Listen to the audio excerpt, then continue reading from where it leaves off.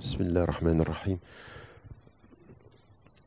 Merci de cette invitation. Merci à vous d'être aussi nombreux aujourd'hui. J'ai cru réaliser aujourd'hui, en arrivant au Luxembourg, que c'était finalement la première visite.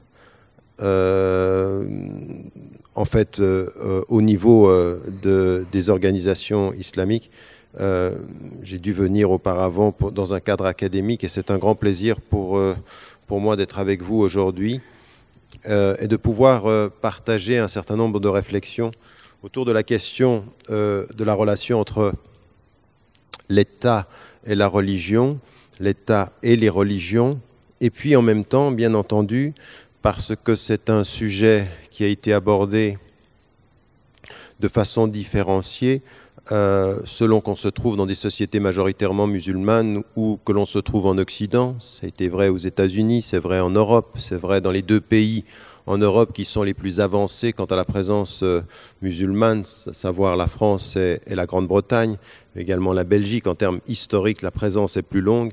Elle s'est maintenant normalisée dans pratiquement tous les pays européens. Je parle de l'Europe occidentale parce que malheureusement, quand on parle de l'Europe, les Européens ont la fâcheuse tendance en Europe occidentale à penser que seul l'Occident de l'Europe est européen.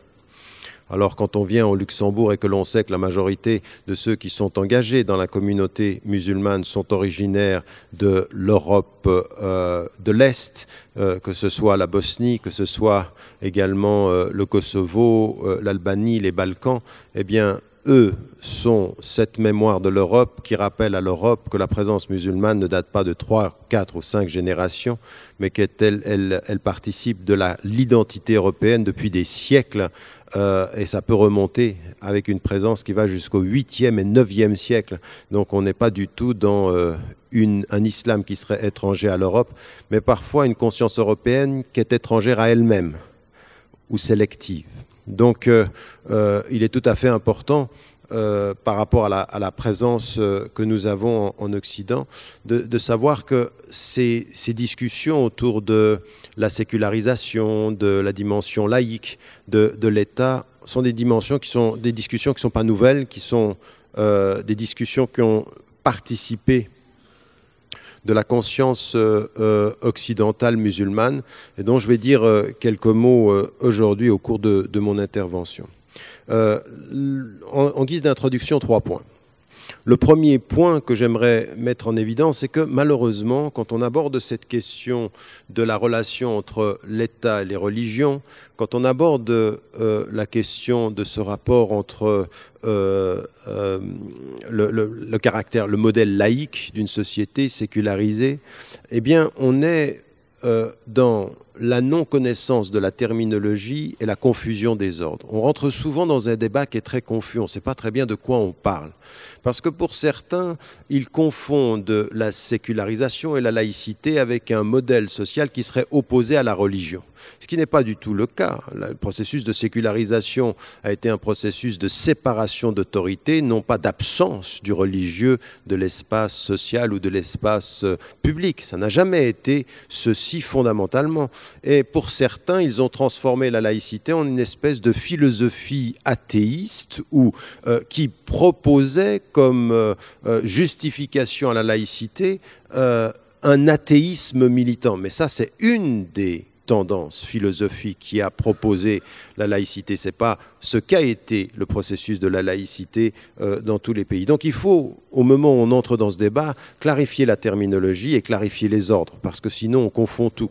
Et même parfois, c'est vrai par rapport à l'histoire occidentale elle-même, et on va s'apercevoir qu'on a un processus de sécularisation, différents types d'institutionnalisation de ce processus, ça dépendra des pays. L'institutionnalisation de la laïcité en France n'est pas la même qu'au Luxembourg, qui n'est pas la même que la Suisse, qui n'est pas la même que l'Angleterre. Chaque pays a institutionnalisé le processus en fonction de son histoire, de sa culture, de sa mémoire collective. Donc on a une institutionnalisation, c'est-à-dire une traduction du cadre légal de la séparation des autorités qui va être particulière à un pays. Donc, le processus de séparation est commun, la traduction légale est spécifique. On a plusieurs modèles de laïcité sur un processus de sécularisation qui est commun. Donc, on s'en aperçoit déjà, rien qu'en parlant de l'Occident, ne serait-ce que parlant, par exemple, aujourd'hui, de la laïcité telle qu'on la conçoit dans l'univers francophone par rapport à la laïcité dans l'univers anglophone, on est déjà dans des différences. La laïcité ou le processus de sécularisation dont on peut parler aux États-Unis, par exemple, mais n'a rien à voir avec ce que, je veux dire, vous ne pouvez pas dire de façon aussi aisée en France « God bless France ». Mais vous dites « God bless America ». Et si vous ne le dites pas, vous êtes soupçonné de non-fidélité à la patrie. Et si vous le dites en France, vous êtes soupçonné de non-fidélité à la République. Et donc vous êtes dans deux processus qui tous deux clament la sécularisation, mais dont le modèle, la traduction est différente. Alors déjà, dans l'univers occidental, ce n'est pas simple. Si en plus vous ajoutez ce qu'on pense en Occident, et que ce que certains musulmans pensent de l'islam, vous ajoutez une complexité supplémentaire. Pourquoi? Parce que souvent, ce que l'on dit, c'est que les musulmans, par définition, ne connaissent pas ce processus et le rejettent en bloc. Donc on aurait une idée que dans l'islam, essentiellement, il n'y a pas possibilité à concevoir la séparation des autorités. Et là, on entre dans une perception qui ne relève absolument pas de l'étude scientifique et fondamentale du cadre légal musulman ni de son histoire. Donc on est dans une double confusion, une confusion terminologique, une confusion des ordres et une confusion de la relation entre les religions et de la relation entre les cultures. Donc vous voyez bien que si on ne commence pas par clarifier, à confondre et à promouvoir la confusion, on ne sort pas d'un débat qui, parce qu'il est complexe, peut devenir confus et parce qu'il est confus, peut être instrumentalisé politiquement. Et que l'attitude que nous devons avoir pour ne pas justement tomber dans l'acceptation d'un débat qui est instrumentalisé politiquement, c'est qu'il soit clarifié fondamentalement, puis ensuite qu'on entre dans un vrai débat. Sur ce qui a été dit ici tout à l'heure dans la vidéo, c'est que, au fond et à terme, ce qui est nécessaire, c'est le principe fondamental de l'égalité de traitement du citoyen comme des appartenances religieuses. C'est ça qui est déterminant aujourd'hui quand on va distinguer les ordres, et j'y reviendrai. Le deuxième élément que je voulais mettre en évidence, c'est que, pour faire court, parce qu'encore une fois, dans une conférence comme celle-ci ou dans un entretien comme celui-ci, il est difficile d'aller jusqu'au fond de la complexité des concepts que l'on emploie. Mais pour faire court, quand on parle donc de laïcité ou quand on parle d'une société laïque ou sécularisée, on parle d'une société qui a traduit dans son espace de droit, dans son cadre législatif, quelque chose qui a trait clairement à la séparation des autorités. Donc nous appelons laïque, ou nous appelons sécularisé, une société qui a déterminé que l'autorité religieuse était distincte de l'autorité de l'État. C'est une distinction d'autorité. Ce n'est pas l'absence de l'une et de l'autre, c'est de dire que l'État s'occupe. D'abord, premier élément, c'est de dire que l'État obtient son autorité par un processus qui est un processus qui va du bas en haut. C'est une autorité négociée. L'État reçoit son autorité par mandat de sa population. C'est ce que l'on dit être un État qui va avoir une autorité, un pouvoir qui lui est donné par sa population, en tout cas dans les processus de démocratie. C'est-à-dire que cet État, il est dans l'autorité négociée. Pas d'imposition exogène à la dynamique qui va du peuple à ses institutions et à l'État. Donc, un processus qui va du bas en haut. L'autorité religieuse, elle, est considérée comme un processus qui va du haut vers le bas. C'est-à-dire, c'est l'autorité du divin, de Dieu, ou l'autorité de l'Église, et qui va s'instaurer dans une acceptation d'une autorité que l'on reconnaît, qui est celle du divin ou de ceux qui le représentent. Et ce qui est dit, c'est que l'autorité qui vient d'en haut doit faire partie de la liberté de conscience de chacun. Je détermine à qui je donne l'autorité transcendantale, à Dieu ou à ceux qui sont les représentants de son institution.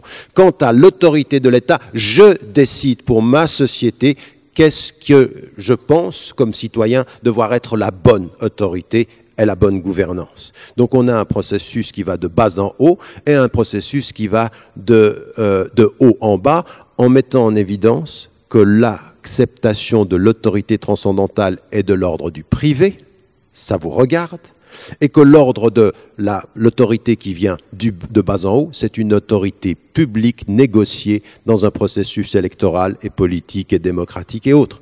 Donc, la sécularisation sanctionne par le droit la séparation des autorités et de leur mode d'élection, en disant l'autorité de l'Église ne peut pas s'imposer à l'autorité négociée de l'État. L'autorité de l'État, elle va concerner l'affaire publique, elle va concerner l'espace public, les institutions. L'autorité du religieux est autonome. Cela veut dire que l'État n'a pas à entrer dans les processus par lesquels une église particulière, une religion particulière détermine 1. Ses dogmes, 2. Ses pratiques, 3. Ses gestions de l'autorité. L'État n'a rien à dire sur la façon dont on élit un pape ou un évêque. L'État n'a rien à dire sur le fait qu'on intègre ou pas des femmes ou des hommes. L'État n'a rien à dire sur la façon de prier. L'État n'a rien à dire sur la façon de manger. L'État n'a rien à dire sur ce qui concerne la sphère de l'autorité reconnue par chacun dans la relation au divin. Il ne peut pas entrer dans cette affaire-là. Mais ce qui est demandé subséquemment, c'est que l'autorité de l'Église ne peut pas imposer à l'État des décisions qui privilégieraient une religion, qui imposeraient un dogme ou qui imposeraient des pratiques. Et cela veut dire que l'État reconnaît 2 droits fondamentaux. La liberté de conscience de chacun, chacun décide pour soi quelle est l'autorité transcendante, et la liberté de culte. Ceux de la même religion décident pour eux-mêmes la façon dont ils s'organisent. C'est eux qui vont le déterminer. Et donc, vous avez un cadre, le clergé catholique s'organise d'une certaine façon, le cadre de la religion juive avec les rabbins s'organise d'une certaine façon, et les imams et le cadre musulman s'organisera de la façon dont eux décideront que c'est la bonne façon de s'organiser. Donc, ça, c'est la liberté de culte. Donc, la liberté de conscience est individuelle, la liberté de culte est collective, et l'État n'entre pas là-dedans. Et ce qui est demandé, c'est qu'on demande à ceux qui ont une autorité dans le culte ou la liberté de conscience individuelle de ne pas imposer de dogmes et de choix qui seraient une atteinte à la conscience de chacun. L'État ne s'occupe pas de la conscience des individus, mais de la bonne gestion de leur coexistence. De la bonne gestion de leur coexistence, l'espace public en reconnaissance. Ça, c'est ce qu'on appelle un processus qui est la laïcité. Toute personne qui vient vers vous et qui, au nom de ce que je viens de dire, va vous dire que le religieux doit disparaître, que le religieux ne doit pas être là, que le religieux ne peut pas participer au débat public, eh bien, dit une chose que le processus de sécularisation n'a jamais dit. Bien entendu qu'avec ma conscience privée dans l'espace public, je peux être une force de proposition au débat public tant que je ne l'impose pas. Tant que je ne viens pas, au nom de ma conscience, dire « ma conscience a raison sur vos opinions ».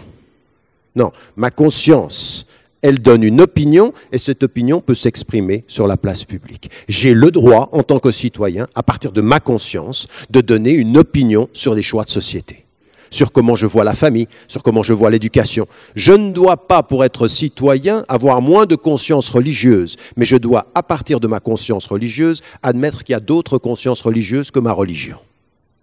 Ça, c'est le principe de la distinction des autorités. Et c'est comme ça qu'on devrait le comprendre aujourd'hui au niveau fondamental, c'est-à-dire de faire attention à ce que le processus de sécularisation ne se transforme pas en philosophie militante athéiste, ce que certains aimeraient. Parfois, on a l'impression de dire, mais on n'est pas en train de parler de laïcité, on est en train de parler d'une philosophie qui, au nom de la séparation des autorités, a envie de voir disparaître une des autorités. Parce qu'elle la gêne, parce qu'elle estime, et donc on crée là, on crée une nouvelle religion. avec ses dogmes et sa sacralité. Et la sacralité, c'est ma pensée rationnelle. En partant du principe, à partir du doute rationnel, que toute personne qui ne doute pas est dangereuse. Et quand vous pensez que toute personne qui ne doute pas est dangereuse, votre doute devient dangereux. Parce que ça devient un dogme. Ça devient un dogme qui s'impose à tous. Et on recrée un espèce de cadre de pensée, de la bonne pensée. On ne pense bien que quand on pense comme cela. Et ça, c'est un cadre religieux. C'est un cadre qui peut se transformer en philosophie qui se sacralise, qui s'auto-sacralise, qui sacralise ses propres opinions. Et c'est ça qui est dangereux. Au bout du compte, ce qui est le plus dangereux dans une société qui distingue les autorités, ça n'est pas la religion ou l'athéisme, c'est l'esprit dogmatique. L'esprit dogmatique, c'est l'esprit qui pense que sa réponse est la seule qui soit bonne contre toutes les autres. Et ça vient autant des religieux que ça vient des athées. L'esprit dogmatique, c'est le mal intellectuel le mieux répandu parmi les intellectuels fermés, pour être gentil. Parce que je ne sais pas si on peut être un intellectuel et fermé, ça me paraît être une contradiction dans les termes. Enfin, c'est un autre débat. Donc ça, c'est un deuxième principe et j'ai pris du temps parce que ça va me permettre d'aller plus vite maintenant dans le déroulement de la pensée. Le troisième point que je voulais mettre en évidence, c'est que dans tout ceci, souvent, quand vous lisez les textes des orientalistes ou dans certains textes qui sont produits par des musulmans eux-mêmes, ce que je viens de vous dire apparaît être historiquement comme quelque chose qui est complètement étranger à la pensée musulmane. Ça, c'est que l'Occident, les musulmans ne connaissent pas ça. Chez les musulmans, les deux autorités sont exactement de même nature. Et aujourd'hui, dans mon propos, j'aimerais mettre en évidence que ça n'est pas aussi simple que ça.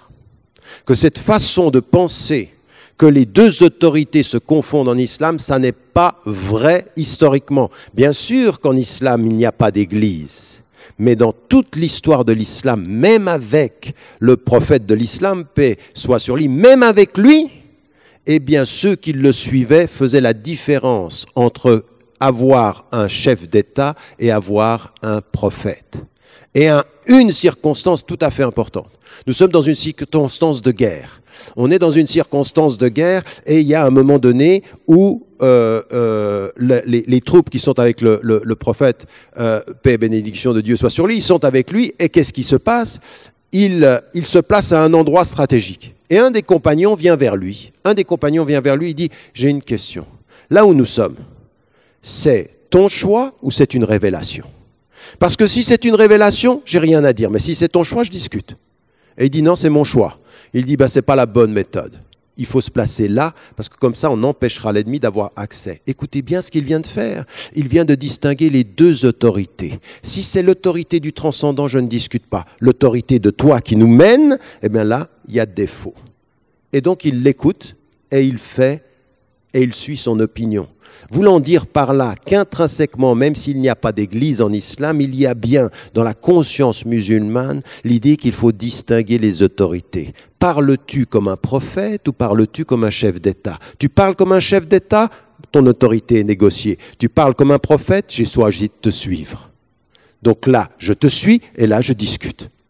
Deux autorités. Ce qui a fait dire d'ailleurs à un philosophe qui est un spécialiste de la philosophie du Moyen-Âge, Alain de Libéra, il met une chose tout à fait intéressante, il dit en fait le processus de distinction des autorités existe dans l'islam, il va même avoir une conséquence tout à fait particulière lors de la rencontre entre le christianisme et l'islam au Moyen-Âge en Espagne. Voulant dire que la distinction des autorités n'est pas quelque chose qui s'impose à l'islam, mais quelque chose qui a été négocié et discuté dans la relation entre la tradition juive, la tradition chrétienne et la tradition musulmane dans l'Espagne andalouse. Regardez comme ça change les perspectives. Donc ce propos que l'on répète que les musulmans ne savent pas distinguer les autorités est une erreur. Et souvent les musulmans le répètent parce qu'on leur a dit que ce qui vient de l'Occident est complètement étranger à ce qui vient de notre propre tradition. Mais quel est le problème avec les musulmans ? C'est que souvent ils pensent que ça vient de l'Occident parce qu'ils sont ignorants de ce qui vient d'eux-mêmes. Ce qui vient de leur propre tradition.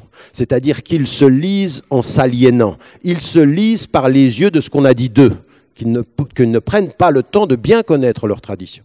Ayant dit cela, ce qui m'intéresse, c'est simplement d'aller vite et d'apporter des éléments de réflexion, au débat qui est le vôtre et que j'ai pu comprendre était aussi central pour les organisations musulmanes, pour ce que fait Shura ici. Première des choses que je voulais mettre en évidence ici, c'est que dans la tradition musulmane, alors j'aimerais commencer par cela, par enlever une première confusion. C'est-à-dire, cette idée, et ça sera ma première partie, je vais le faire très rapidement, puis ensuite on va venir au débat qui nous concerne ici en Occident et pour vous en particulier au Luxembourg. Le premier élément, c'est de dire, sommes-nous finalement la nouvelle composante religieuse du Luxembourg? Vous avez une tradition catholique, en fait, une tradition pas simplement catholique, vous avez une tradition chrétienne plurielle qui est très présente au Luxembourg et depuis longtemps. Vous avez une présence juive et vous avez une présence d'autres traditions qui sont des spiritualités orientales, du bouddhisme, et puis vous avez une nouvelle présence qui a accéléré sa présence sur les dernières années avec la nouvelle présence musulmane. Et que dans le discours politique on entend de loin, venant des États-Unis ou venant de la France, en particulier parce que c'est votre deuxième langue nationale, vous avez la France et vous avez facilement accès au débat français. Vous savez, malheureusement, c'est souvent comme ça, mais souvent au Luxembourg ou en Belgique, on sait presque plus ce qui se passe à Paris que ce qui se passe dans... Enfin bref, on a les centres de référence que l'on peut, vous me suivez. Donc, on reçoit ceci, puis on est influencé par le discours. Et ce qu'on dit souvent en France, depuis longtemps, chez les orientalistes, c'est que l'islam et les musulmans sont étrangers. Je ne sais pas si vous avez vu très récemment dans le journal Le Monde, on nous dit que jusqu'à 73% des Français pensent que les musulmans, avec leurs valeurs, sont incompatibles avec la France. C'est-à-dire ils sont incompatibles avec l'idée de la République laïque. Pourquoi? Parce que l'islam, ça serait à l'encontre de ça. Eh bien, là, il faut enlever un premier problème. Le nouvel arrivé, la nouvelle religion présente, les citoyens de confession musulmane du Luxembourg, est-ce que fondamentalement, au nom de leur religion, ils ont déjà un problème avec ce qu'ils vivent, avec ce cadre? Eh bien, ma thèse, c'est qu'une bonne compréhension de l'islam le met en évidence qu'ils n'ont aucun problème avec la séparation des autorités. Aucun. Au contraire, ils vont même demander aux autorités, ce que vous venez de demander, c'est de dire, non seulement nous n'avons pas de problème, mais nous voulons une application absolue et égalitaire de tous les principes que vous donnez aux autres. C'est-à-dire, ce n'est pas la laïcité pour certains et pas de laïcité pour d'autres. Ce qui était l'attitude française coloniale. En Algérie, je vous rappelle qu'on avait la laïcité dans la métropole, mais pas en Algérie. Pas en Algérie. C'était un département où la laïcité n'avait... Pourquoi? Parce qu'en fait, on contrôlait le religieux. En contrôlant les imams, on contrôlait. Donc en fait, la laïcité pour laisser l'autonomie aux religieux, pas de laïcité pour contrôler le religieux. C'était ce qui se passait à l'époque coloniale. On n'est plus à l'époque coloniale, on est à l'époque de la citoyenneté égalitaire. Et toute la vraie question, c'est est-ce que du point de vue de l'islam, nous avons un problème avec ça? Premier élément donc, et c'est ce que j'aimerais aborder ici dans cette première partie courte, c'est de dire qu'en fait, fondamentalement, quand on revient aux principes fondateurs de la religion musulmane et qu'on comprend ceci, on comprend qu'il y a une distinction des ordres qui est déterminée par un premier principe. Le premier principe, c'est qu'effectivement, en islam, il n'y a pas de clergé. Donc, nous n'avons pas d'église. Et que quand vous n'avez pas d'église, vous pouvez courir le risque de penser que puisqu'il n'y a pas d'église, tout est confondu. C'est d'ailleurs été pendant longtemps la réponse des musulmans. Quand on leur dit qu'il faut distinguer l'état de la religion ou l'état du clergé, voilà ce qu'on dit, l'état du clergé. Et la réponse des musulmans, pour éviter la question, c'est de dire pour nous c'est facile, il n'y a pas de clergé, vous voulez séparer l'état de quoi? Et là, c'était éviter la vraie question. La question, c'est pas de séparer l'état du clergé, c'est séparer les deux autorités. Est-ce que oui ou non, on admet qu'il y a une autorité négociée de l'État et une autorité de la religion qui vient du haut en bas? Est-ce que oui ou non, on admet ça? Deux réponses vont être importantes du point de vue de l'islam et qui vont être particulièrement importantes de ce point de vue-là. La première, c'est que, effectivement, c'est ce que je vous ai dit tout à l'heure. C'est le fait de distinguer les autorités, même dans la personne de celui qui est le messager, qui est le prophète de l'islam, et on va tout de suite voir que dans la tradition musulmane, il y a une distinction. En fait, il n'est pas le pape, il n'a pas de sacerdoce, il est un homme parmi les hommes, ce que répète à plusieurs reprises le Coran, et qui va être extrêmement clair dans la façon dont il va gérer les affaires publiques. Quand il reçoit une révélation, Quand il reçoit une révélation, personne ne discute. Et vous avez la formule coranique qui dit « Sami'na wa ata'na ». Nous entendons et nous appliquons. Pourquoi? C'est la façon de prier, c'est la façon de jeûner. Vous ne pouvez pas, ce n'est pas démocratique la façon de prier. La façon de prier, elle n'a pas été discutée entre les compagnons comment on prie. Non, c'est une révélation. Et le prophète, il dit aux compagnons, et il dit à tout le monde « Sallu kama ra'aytumuni usalli ». Priez comme vous m'avez vu prier. Donc ça, c'est un ordre qui vient d'en haut. Vous êtes croyant, vous me reconnaissez, donc vous priez comme je vous dis. Vous ne commencez pas à en faire un objet démocratique, je prie 3 fois, je prie 4 fois, je prie pas. C'est pas comme ça. La religion, dès que vous avez la liberté de conscience, quand vous entrez en conscience dans un cadre, vous en acceptez les éléments. Donc là, on a tout ceci. Par contre, très vite, quand il s'installe à Médine, il y a des décisions à prendre. La première décision à prendre, c'est comment doit-on prendre des décisions sur l'ordre social, l'ordre de la stratégie politique. Et comme je vous le dis, à un moment donné, il y a dans une des batailles une question stratégique. On discute, et là il se trouve en minorité. Il ne sait pas qu'il se trouve en minorité, il se trouve contesté par quelqu'un qui lui dit « c'est pas la bonne stratégie », il change. Deuxième cas de figure. Après une deuxième bataille, réunion de ceux qui sont ses compagnons, on va être attaqué. On va être attaqué et la question est, doit-on rester à Médine ou doit-on sortir? Ce que pense le prophète, paix et bénédiction de Dieu soit sur lui, ce qu'il pense à ce moment-là, c'est qu'il faut mieux rester pour laisser l'ennemi rentrer. Mais il se trouve avec un conseil de compagnons qui, eux, n'ont pas cette opinion-là. Et lui disent non. On va faire comme on a fait la dernière fois, l'autre bataille, on va sortir et on va aller cueillir les ennemis à l'extérieur. Discussion, débat, vous avez bien compris, autorité négociée du chef de l'État, et il se trouve qu'en fait, au vote, il est minoritaire. Donc, la majorité agit contre son autorité. Et à ce moment-là, quand la décision est prise, il se lève et il va mettre ses habits pour sortir. Ceux qui ont voté contre lui se disent, on a peut-être eu tort, c'est quand même le prophète. Et ils vont vers lui et ils lui disent, on peut changer. Il dit non, il n'appartient pas quand la décision a été prise que je change. Écoutez bien, l'autorité de celui qui reçoit l'autorité dans la révélation que personne ne discute, là il dit, vous avez choisi, je vous suis. 2 autorités. L'autorité qui vient d'en haut, ça ne se discute pas. L'autorité qui est négociée dans la Shura, c'est votre nom. La Shura, l'espace de consultation. Et donc, du point de vue de l'islam, il n'y a pas de clergé, mais fondamentalement, dans notre religion, nous acceptons l'idée qu'il y ait 2 autorités distinctes. C'est tellement vrai, et c'est le deuxième preuve que nous avons dans la tradition musulmane, c'est que quand nous en venons à la loi elle-même, au cadre légal, vous allez vous apercevoir que les savants vont dire une chose tout à fait intéressante. Ils vont dire, dans l'ordre de la législation musulmane, il y a 2 domaines. Il y a un domaine qu'on appelle le domaine de la aqida, c'est-à-dire de la foi, et un domaine qui est celui de la pratique, les ibadat. Là, vous ne pouvez faire que ce qui est écrit dans un texte. La façon dont vous êtes prié, il faut un texte. La façon dont vous jeûnez, il faut un texte. C'est-à-dire que là, il n'y a pas d'autorité autre que l'autorité du texte. Vous ne pouvez dire sur Dieu que ce que Dieu dit sur lui-même. Vous ne pouvez pas commencer à inventer. Il n'y a rien qui lui est semblable et c'est lui le audient et c'est celui qui voit le plus, qui voit au-delà de ce que l'on voit. Donc vous ne pouvez dire de Dieu que ce qu'il dit de lui-même. Raison pour laquelle la théologie fondamentale musulmane est réduite à ce que les textes disent de Dieu, non pas à ce que notre rationalité projette. Nous ne pouvons pas avoir de représentation divine. Voilà les 2 domaines. Et il y a un autre domaine qui s'appelle les affaires sociales. Et dans le domaine des affaires sociales, qu'est-ce qui est dit? Écoutez bien. Ici, vous ne pouvez faire que ce qui est écrit. Dans le domaine des mu'amalat, les affaires sociales, écoutez bien la méthodologie, vous pouvez tout faire sauf ce qui est interdit. Ici, le texte est prégnant. Ici, le texte, tout est possible. Faites tout. Ça veut dire quoi quand on dit tout est possible? Utilisez votre tête.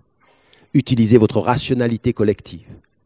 Ici, vous pourrez prendre créer des avions, faire des ordinateurs, utiliser tous les progrès, avec une seule chose. Attention, il y a des interdits. C'est-à-dire que vous pouvez utiliser votre rationalité pour des modèles politiques, des modèles sociaux, mais attention, pas dans l'interdit. Un modèle qui permette à tous de s'exprimer, oui. Un modèle qui prônerait l'injustice, non. Parce que l'injustice est interdite, mais tout le reste est permis. Et là, dans ce domaine-là, une autre autorité est donnée à la raison. Allez-y. Allez chercher le savoir où vous voulez. Prenez, soyez créatifs. Regardez tout de suite. Dans l'ordre de la pratique, le texte dit ce qu'il faut faire. Dans l'ordre des affaires sociales, le texte se tait sur ce qu'il faut faire et ne vous dit que ce qu'il ne faut pas faire. Deux autorités différentes. Vous m'avez suivi? Ça veut dire que fondamentalement, dans la tradition musulmane, de nous dire qu'il y a deux autorités, de vivre avec deux autorités, on n'a pas de problème avec ça si on a bien compris notre religion. Mais qu'on nous demande dans l'autorité de l'État d'agir contre notre conscience, on dira non. C'est-à-dire de nous demander d'être plus luxembourgeois, ça voudrait dire d'être moins musulmans, on dit ça, c'est pas dans la constitution du Luxembourg. Ça, c'est dans l'esprit de certains esprits qui ont envie qu'on soit moins musulmans parce qu'ils aimeraient qu'on soit plus athées ou moins pratiquants. C'est pas ce que dit la laïcité, c'est pas ce que dit la sécularisation. On peut tout à fait être très bon luxembourgeois dans le respect de la loi commune et fondamentalement musulman dans le respect de notre conscience. On n'a aucun problème avec ça. Si on a bien compris déjà notre tradition musulmane.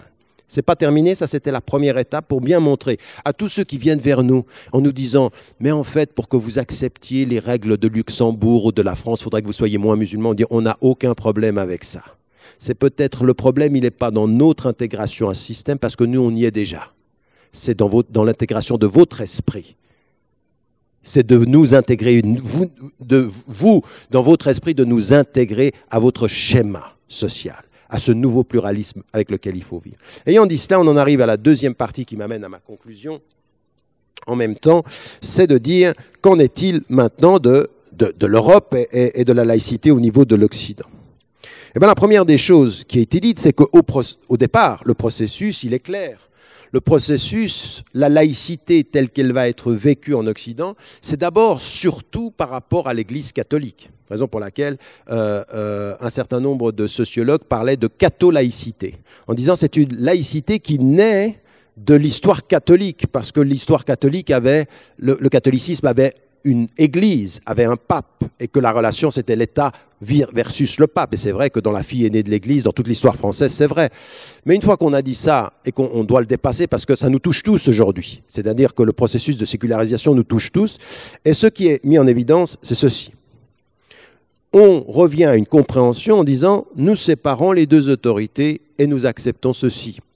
Mais une fois qu'on a séparé les deux autorités, il y a des conditions sine qua non à l'application de ce principe. Que si nous séparons les deux autorités, on attend de l'État trois choses. La première des choses, c'est qu'il n'intervienne pas dans l'application des cultes. Comme je l'ai dit tout à l'heure, il n'entre pas comme j'avais reproché à un moment donné à l'ancien président français de s'occuper un tout petit peu trop des affaires musulmanes en leur demandant comment ils s'organisaient. Et quand on lui a dit « mais vous organisez les choses sans que ce soit vraiment très démocrate », il dit « oui, mais dans les affaires religieuses, il n'y a pas besoin de démocratie ». C'était parfois les présidents se transforment en moufti pour les musulmans et on leur dit « mais ce n'est pas votre prérogative, ce n'est pas à vous d'entrer dans ce domaine-là. Vous allez sur un domaine qui n'est pas le vôtre. Vous n'avez pas à dire aux musulmans, comme vous n'avez pas à dire aux juifs, comme vous n'avez pas à dire au pape ou au clergé comment ils s'organisent. C'est à eux de le faire. Si la fédération protestante s'organise comme elle le veut, c'est son choix. Donc, on attend de l'État qu'il n'interfère pas.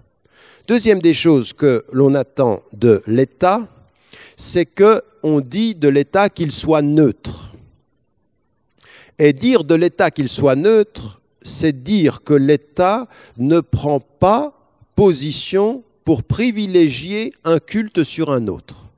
Mais attention, ne pas privilégier en droit un culte sur un autre, ça ne veut pas dire ne pas reconnaître une histoire culturelle de la société. Je veux dire que quand vous arrivez en Occident et que vous, bien entendu, je veux dire, vous vous promenez dans les... Pourquoi vous ne travaillez pas le dimanche ?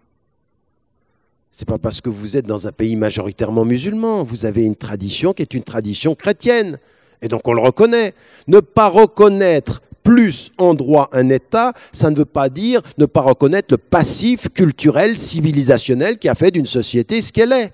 Et ça, pour tout citoyen, il faut le reconnaître. Il faut reconnaître le fondement catholique juif, mais également, dans autant de l'histoire, de la participation des autres cultes à la conscience collective. Donc attention à une chose, la neutralité ne veut pas dire la non-reconnaissance de l'histoire et de la contribution des civilisations et des religions et des cultures. Je dis ceci pourquoi? Parce que pour certains, quand ils estiment que neutre, c'est assez marrant d'ailleurs, parce que vous savez que je suis suisse de nationalité. Et à un moment donné, je parlais avec un concitoyen suisse qui me disait « On a commis une erreur avec vous, c'est qu'on vous a donné la nationalité. » Parce que, oui, j'étais trop musulman pour être un bon Suisse. Et tout son débat, c'était sur la question des minarets. Et je dis « Mais attendez, vous êtes en train de me dire que l'espace public doit être aussi neutre que l'État. » Le concept de neutralité est très important ici. L'État, quand il est neutre, reconnaît une histoire, mais il ne privilégie aucun culte légalement. Il ne donne pas plus de droits à l'un qu'à un autre. Elle me dit oui, la neutralité. Et je lui dis mais quand moi je me promène dans les rues de ma ville, à Genève, je vois des églises, je vois des synagogues, c'est neutre? Il dit oui, c'est neutre. Et alors maintenant qu'il va y avoir des mosquées avec des minarets, c'est moins neutre? Il dit non, parce que les minarets ne participent pas de notre culture. Alors tout à coup, il transforme la neutralité aux églises et aux synagogues auxquelles il s'est habitué. Et pour lui, la neutralité, c'est le paysage auquel je suis habitué. Tout nouvel élément qui viendrait gêner mon habitude viendrait gêner ma neutralité. J'ai dit, mais la neutralité, ce n'est pas ce à quoi vous vous êtes habitué. La neutralité, c'est de ne privilégier aucun. Et que l'on ajoute des mosquées à un espace où il y a des musulmans, c'est un gain de neutralité de l'espace public, pas un déficit, si vous comprenez le vrai sens de la neutralité. Vous me suivez? C'est capital, ça. Si l'espace est neutre, il faut qu'il représente tout le monde, mais s'il ne représente que certains, il n'est pas neutre, il est orienté. Donc, deuxième élément, l'État est neutre au sens où il ne privilégie pas. Et ça amène à la troisième des choses qui est attendue par l'État, c'est ce qu'on a appelé l'équidistance. L'État se place à distance égale de tous les cultes, c'est-à-dire il discute avec. Donc il n'entre pas dans les affaires et il discute avec. L'État peut à un moment donné, c'est arrivé en France, c'est arrivé en Angleterre, c'est arrivé aux États-Unis, il peut demander à un moment donné à un culte particulier, il dit mais écoutez, on a un problème avec vous, c'est qu'on ne sait pas à qui parler. Et donc vous vous organisez. Et ça a été un prétexte parmi les musulmans parce qu'on le sait.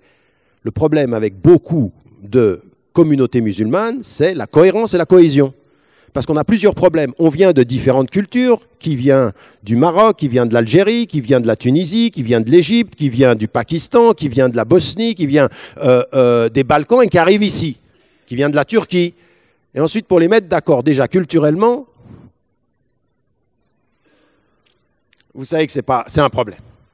On n'arrive déjà même pas à des moments donnés à dépasser notre mosquée turque, mosquée pakistanaise, mosquée marocaine. Nous, chez nous, en Suisse, on a même des mosquées de convertis suisses.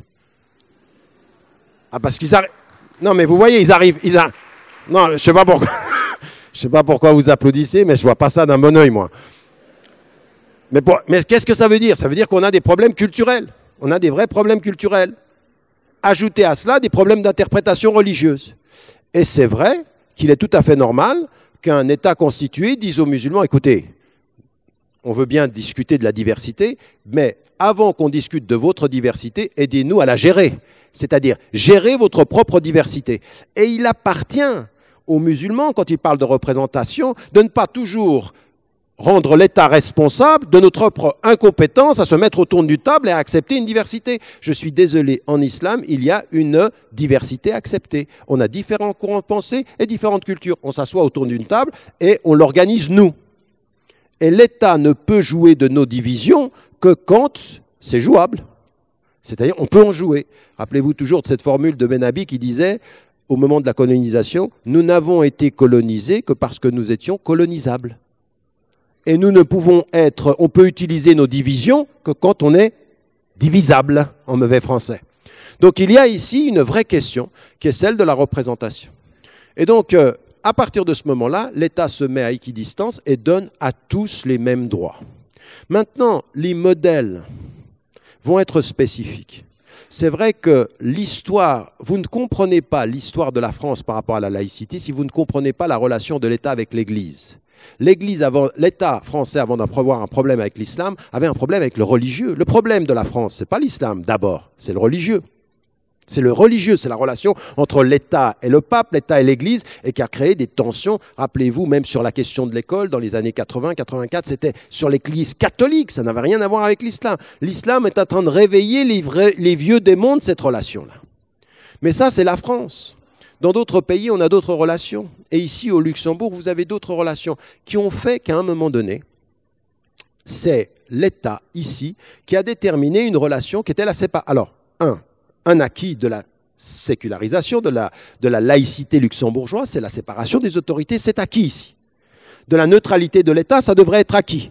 De l'équidistance, c'est acquis, et ça devrait être acquis. Mais ce qui a été mis en évidence, c'est que l'État, et il a été décidé, c'est une décision spécifique à ce pays, à l'inverse d'autres pays, qu'il y a des subventions qui sont données égalitaires aux différentes appartenances religieuses, aux différents cultes, et qu'il y a une reconnaissance par l'État. Donc l'État reconnaît les cultes, mais n'en privilégie aucun. C'est-à-dire que les représentants pourront être salariés, des institutions pourront être salariées, on pourra donner une certaine somme et une subvention. Quand les lieux doivent être rénovés, on y participe. Donc l'État a une participation financière vis-à-vis des cultes, mais ce qui est déterminant, ce n'est pas qu'il perde son autonomie, c'est qu'il préserve son autonomie par l'égalité de traitement de tous. Et ça le rend équidistant à tous. Donc une fois qu'on a dit ceci, aujourd'hui, ce qui est demandé est légitime, c'est qu'au nom même de ce principe-là, eh bien, on l'applique égalitairement à tous.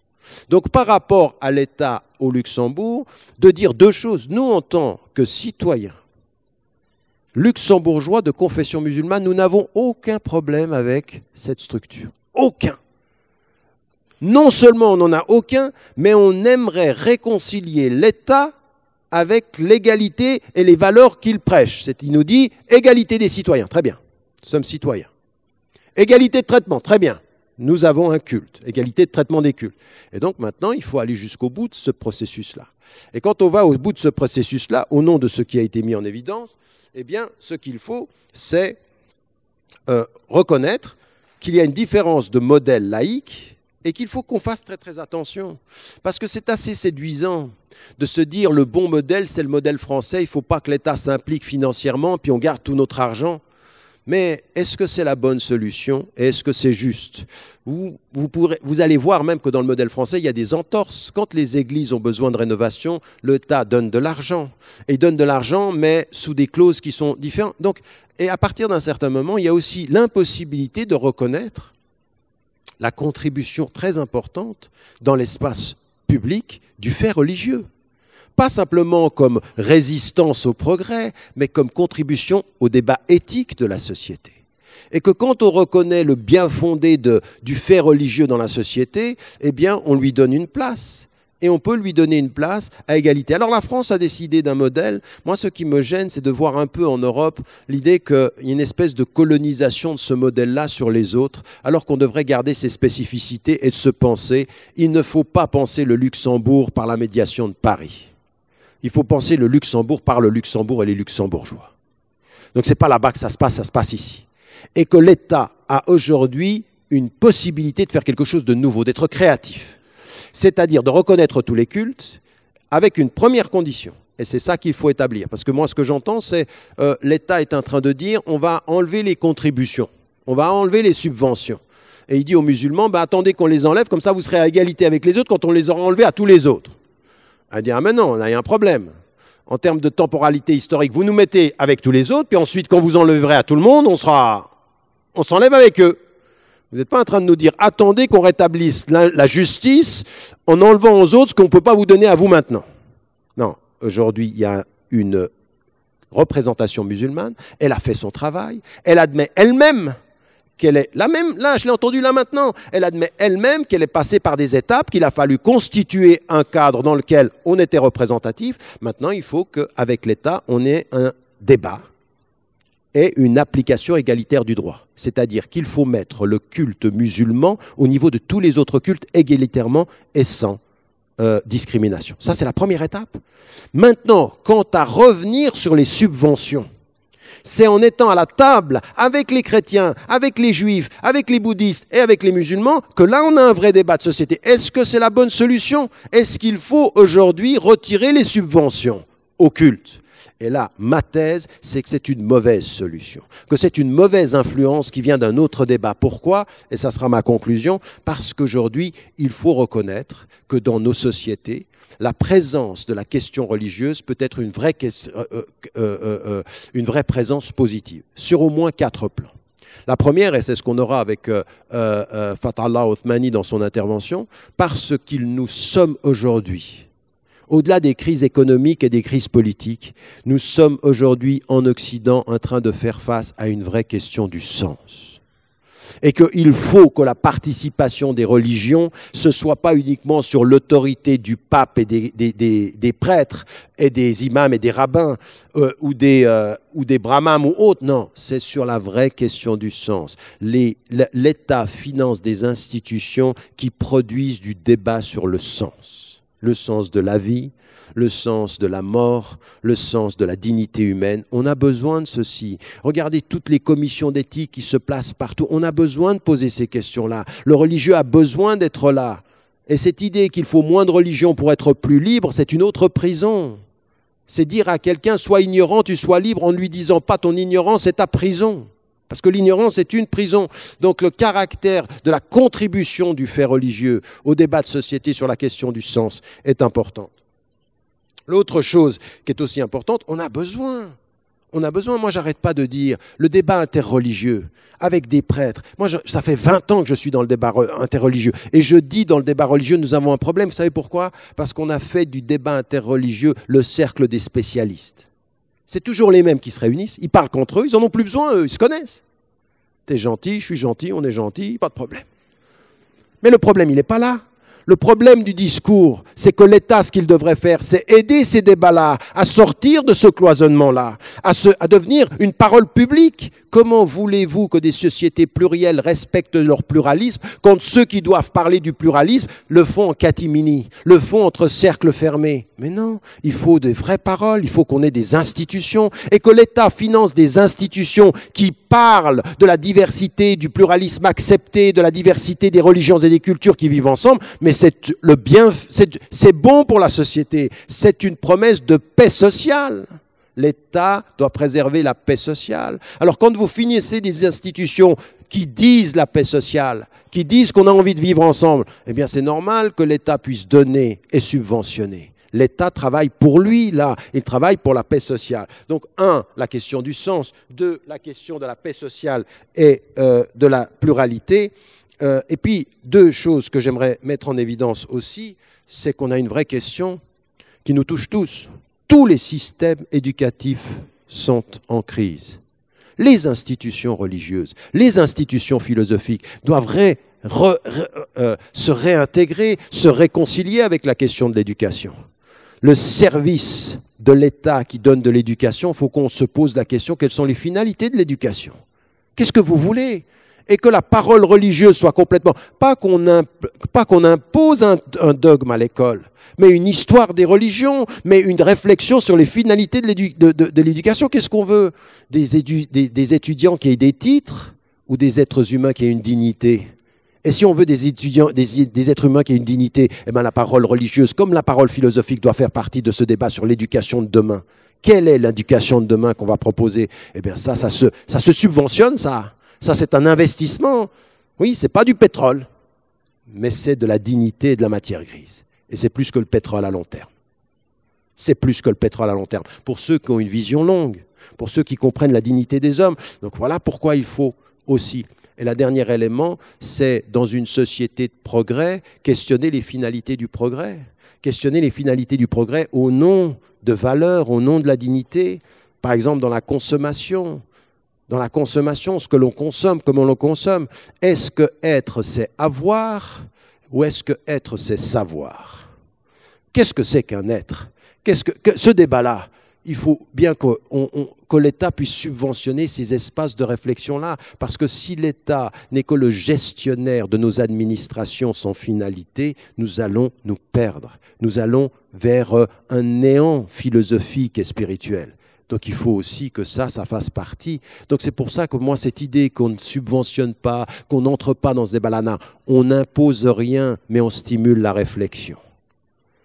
Il y a un investissement à penser et à débattre, pas un investissement à imposer sans débattre. Voilà une vraie réflexion. Et je pense qu'avec tout ceci, ça relève de votre combat qui est juste. 1, il y a des étapes.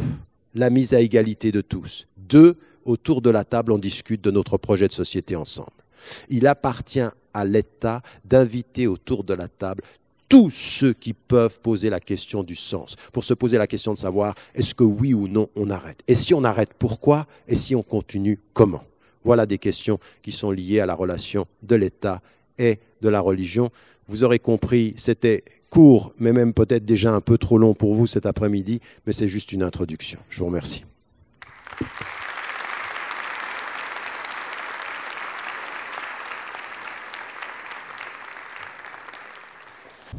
Moi, je voulais juste revenir sur un point que vous aviez cité. Vous parliez de la religion comme facteur de paix sociale. Si vous pouviez juste un peu préciser ce point, en attendant d'autres questions, bien sûr. Comme vous voulez, vous pouvez commencer le temps qu'on rassemble les autres. Oui, ce que je voulais dire, c'est que, contrairement à ce que l'on dit, alors encore une fois, on a des interprétations de la religion qui peuvent être des interprétations qui sont très très fermées et qui produisent et promeuvent le sectarisme. Mais on a aujourd'hui des voies transversales dans les traditions juives, chrétiennes, musulmanes, qui sont effectivement des voies qui appellent au dialogue, à la compréhension et qui sont des facteurs de paix sociale au sens où ils insistent sur l'éducation, ils insistent sur la connaissance de soi et d'autrui, ils insistent sur un engagement qui soit un engagement serein. Je veux dire, ce qu'il y a de commun dans toutes les traditions religieuses et spirituelles, quand vous vous asseyez avec les bouddhistes, quand vous asseyez avec les juifs, les chrétiens et les musulmans, vous comprenez une chose qui est très très importante dans nos enseignements communs. C'est que très très très souvent, ce par quoi nous commençons, c'est par nos responsabilités, c'est-à-dire la dignité d'un homme se mesure à sa capacité à faire face à ses responsabilités humaines, à ses responsabilités citoyennes. Raison pour laquelle le caractère commun, moi ce que je défends, c'est une éthique de la citoyenneté. Quand on a compris ça, et bien ça c'est un facteur de paix sociale, c'est un facteur de dialogue social, c'est pas un facteur de conflit. Le conflit, il est entre les dogmatiques, il est entre les esprits fermés, mais entre les esprits qui ont compris leur religion, on est aujourd'hui dans une stimulation qui peut être effectivement très très positive. La diversité, quand elle n'est pas gérée et qu'elle reste ignorante, elle produit des conflits. Mais la diversité intelligente et qui est basée sur la connaissance mutuelle, elle produit l'intelligence, elle produit de l'enrichissement. Et donc je pense effectivement que les religions, dans leur enseignement, dans leur présence, sont et peuvent être des facteurs de paix sociale. Alors là, j'ai une question en anglais que je vais traduire en français. Dans une société qui n'est pas majoritairement musulmane, est-ce qu'on doit respecter les lois du pays et quelle est la référence islamique qui le permette? Ça, c'est une question auquel les savants musulmans ont été interpellés, ont dû répondre très vite parce qu'ils étaient interpellés par ceci. À partir du moment où la loi du pays où vous vivez ne vous demande pas d'agir contre votre conscience et contre les préceptes de votre culte, vous respectez la loi du pays. Et donc la loi des luxembourgeois musulmans, c'est la loi du Luxembourg. On respecte la loi du pays. Pourquoi? Parce qu'au Luxembourg, 2 lois sont respectées, 2 principes sont respectés, la liberté de conscience et la liberté de culte. Et même parfois, quand on se trouve devant des situations où par rapport à la liberté de conscience, on ne touche pas à un élément fondamental. Parce que l'élément fondamental pour nous, qu'est-ce que c'est? C'est le testament, le fait d'affirmer qu'il n'y a de Dieu que Dieu et que le prophète, le messager est son prophète, mais son messager, le fait de la prière, ça c'est les principes fondamentaux. Dans une société où on vous imposerait de ne pas prier, il faudrait résister. Elle dit, je suis désolé, là, vous êtes en train de me demander de ne pas être ce que je suis pour pouvoir vivre parmi nous ici. Ce n'est pas possible. Donc là, les principes. Par contre, ce qu'on a vu dans la loi de 2004 en France, mars 2004, où on dit les jeunes filles de 14 ans à 17 ans ne peuvent pas porter le foulard pour aller à l'école. Moi, je pense que c'est une mauvaise loi. C'est une loi qui va à l'encontre de la liberté de conscience des filles. Mais la loi, elle a été votée à 96% des parlementaires. Eh bien, elle est appliquée. Quelle va être votre position? Et là, vous devez faire un dosage des priorités. La liberté de conscience fondamentale, on ne vous empêche pas de prier, on ne vous empêche pas en dehors de l'école de porter le foulard. C'est à l'école qu'on vous dit que vous ne le portez pas entre 14 et 17 ans. La réponse, qui a été, moi, la mienne immédiate, et puis qui a été confirmée par tellement aussi d'autres savants, c'est de dire, eh bien, entre l'école et porter le foulard durant cet âge-là, on va à l'école. Donc là, vous êtes dans quelque chose qui ne touche pas fondamentalement votre pratique. Alors évidemment, certains vont dire on va faire des écoles islamiques, on va essayer de trouver... On peut trouver des alternatives, mais quand on est en face de ce choix-là, il faut faire el-awlawiyat, c'est-à-dire les priorités. Et la priorité, ce sera l'éducation. Après, la jeune fille, elle peut porter le foulard après l'école ou autre. Mais vous voyez comment la tradition musulmane fonctionne. Elle est extrêmement flexible. Elle prend en compte le contexte, elle connaît les fondamentaux. Et puis ensuite, eh bien, oui, aujourd'hui, dans un cadre laïque où on vous interdit de porter le foulard, l'éducation est plus importante. On va à l'école, on prend le savoir, et puis en dehors de l'école, on fait ses choix. Là, il y avait une autre question en français. Peut-on réagir face aux revendications des homosexuels? Ils veulent l'égalité des droits. Là, on est directement entré dans le vif du sujet. Ça ne concernait pas la relation de l'État et de la religion, mais c'est une bonne question, excellente question. Si vous regardez toutes les traditions qui réfléchissent d'elles-mêmes, c'est-à-dire la tradition juive, chrétienne, musulmane, vous écoutez ce qu'a dit le Dalai Lama récemment quand il était interpellé sur cette question-là, il dit en conscience, l'homosexualité est pour lui une chose qui est une perversion. C'est-à-dire que lui, il pense que c'est une mauvaise chose. Les traditions majoritaires juives, chrétiennes et musulmanes considèrent que l'homosexualité, ça n'est pas juste concernant leur façon de considérer le monde. C'est quelque chose qui va à l'encontre de ce qu'ils considèrent être le projet divin. Ce que Dieu dit de l'homme, c'est un homme avec une femme et une femme avec un homme. C'est ce qui constitue le premier noyau familial. Donc, la loi luxembourgeoise ne vous interdit pas d'exprimer cette opinion-là. Maintenant, il y a des débats sociaux et des mouvements sociaux, des gens qui vont dans le sens de changer la loi pour aller vers plus d'égalité. Eh bien, à partir de ce moment-là, dans le cadre de l'autorité négociée, vous avez le droit de dire ce que vous pensez en tant que citoyen. Ensuite, le processus va se faire par la majorité. Mais ne vous interdisez pas de dire ce que vous pensez parce que le mouvement majoritaire va dans un sens ou dans un autre. C'est-à-dire, oui. Et après, comment vous faites? Alors, c'est ce que me disent les musulmans. Ils me disent, mais alors, comment on fait? Est-ce qu'on va... Alors, vous pouvez dire, par exemple, moi, je n'ai aucun problème avec le fait que l'un ou l'autre, quelle que soit son orientation sexuelle, eh bien, demande des droits qui sont égalitaires. Je dirais simplement une chose, de mon point de vue en tant que musulman, et ça, c'est une position de principe, c'est de dire, je ne défends pas et ne promeus pas l'homosexualité, mais je respecte les êtres pour ce qu'ils sont. Donc je respecte qui vous êtes, même si je ne suis pas d'accord avec ce que vous faites. Maintenant, votre lutte pour l'égalité des droits, eh bien moi j'ai mes positions de conscience et je dois pouvoir exprimer en conscience mes positions sociales. Vous êtes d'accord, vous n'êtes pas d'accord, on n'est pas d'accord, et ensuite on verra, la société ira dans un sens. Mais j'ai le droit de pouvoir dire publiquement que ce que je conçois être la famille. Maintenant, la société décidera.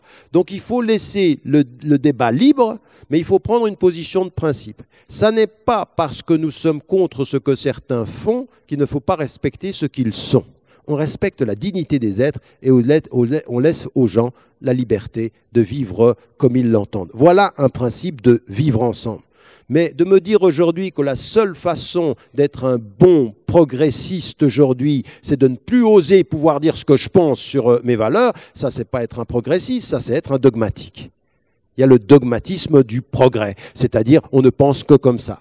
Et si moi, par exemple, des fois, à des moments donnés, certains m'écoutent parler comme ça, me disent « vous êtes un conservateur ». Je dis « mais j'ai aucun problème, le mot conservateur, ce n'est pas une insulte, ça dépend ce qu'on conserve ». Ça dépend ce qu'on veut conserver. Si moi j'ai envie de conserver une dimension de la famille, une dimension du rapport, oui, j'ai envie de conserver ça. J'ai envie de conserver ce que c'est qu'une famille, ce que j'ai envie de conserver, le fait j'ai envie de faire en sorte du respect des parents, j'ai envie du respect des enfants, j'ai envie de l'éducation. Oui, je veux conserver ça. Je suis un vrai conservateur sur ces questions-là. Mais ça ne veut pas dire que je refuse le progrès. Je refuse un progrès qui n'aurait pas de principe ni d'objectif. Je refuse un progrès qui n'aurait pas de sens et dont le seul sens, c'est d'être progrès pour le progrès. Ça me fait peur. Ceux qui sont obnubilés par le progrès, oui. Si j'ai envie j'ai envie de conserver la liberté par rapport à la consommation. Quand systématiquement, chaque 3 semaines, on a un nouveau produit de téléphone et on est en train de courir derrière la mode pour s'acheter le dernier, pour moi, ça, c'est pas de la liberté. C'est un nouvel esclavagisme de la consommation. Je veux conserver la liberté des esprits et de la spiritualité. J'ai le droit? Ben oui, j'ai le droit. C'est même pour moi un apport à la société qui est la mienne. Donc voilà, ce sont des façons de poser le débat. Le problème pour nous, aujourd'hui, sur ces questions-là, c'est pas qu'on débatte, il faut qu'on débatte de ces questions. C'est la façon dont on pose les débats. C'est la façon dont certains, dès qu'ils se positionnent avec leur liberté de conscience, ils disent « Ah, voilà un conservateur, voilà un rétrograde ». Et ça, il faut contester ça. Il faut se dire « Moi, je viens dans le débat avec ma conscience, puis ensuite, j'ai peut-être tort, j'ai peut-être raison. Mais je vous interdis, au nom de votre liberté de conscience, de supposer que j'ai une conscience qui est rétrograde et perdue. Je ne vous permets pas de dire ça. Je ne vous permets pas de dire ça. Je suis dans un débat d'égal à égal et puis que le débat s'ouvre. Et puis ensuite, on verra comment les sociétés évoluent sur ces questions. Je prends trop de temps, je crois, sur chacune des réponses. J'ai bien compris, donc je vais essayer d'être...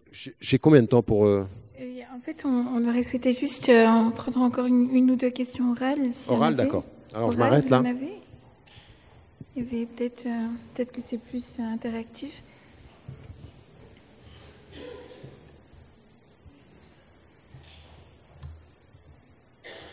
Et puis après, en fait, on c'est un bon système, ça, hein, de donner le micro sans qu'il marche. Ça donne l'impression qu'ils vont parler, sympa, mais...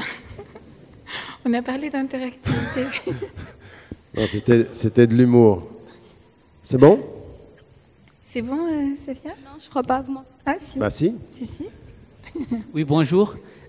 Vous avez parlé de la séparation des autorités religieuses et de l'autorité de l'État comme étant un préalable nécessaire à notre bon vivre à tous et même faisant partie des principes de la religion.